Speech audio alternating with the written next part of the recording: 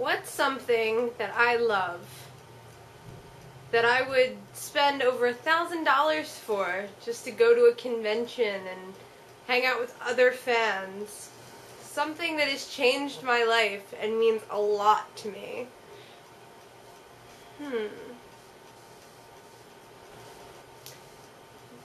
Maybe it's Harry Potter. These are really heavy.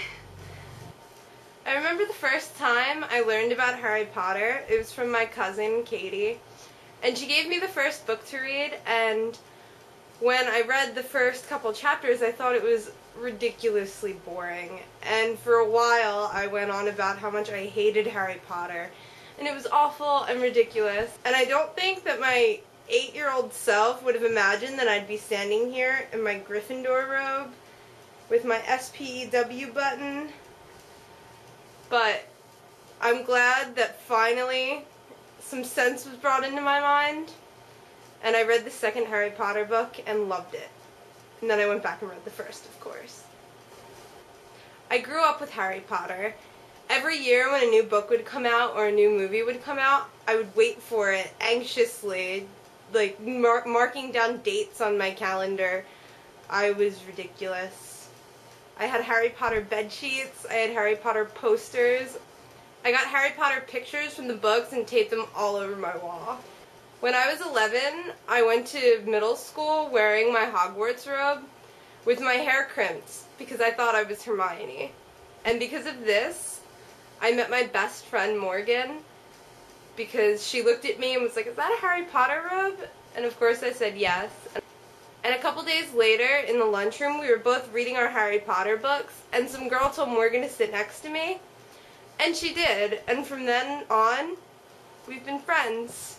Best friends. In July this year, I went to Infinitus, and it was my first Harry Potter convention, and it was a lot of fun. I enjoyed it. I loved dressing up almost every day.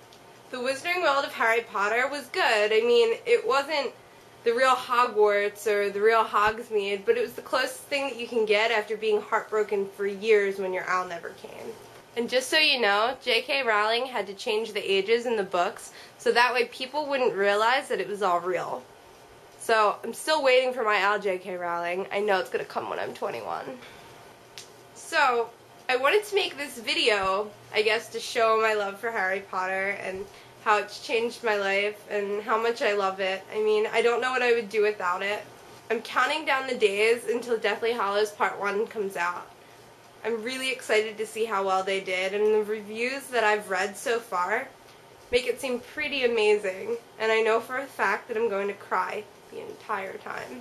So, if you're in Philadelphia and you see a girl in the theater wearing her Hogwarts robe like this, and she's crying, don't worry. It's just me. Alright, this needs to come off. It is way too hot in this room for that robe. I'm sorry, Harry Potter. Too hot. Philadelphia, August, no robes. Not even long sleeve shirts. It's too hot for this. How did I live in Florida?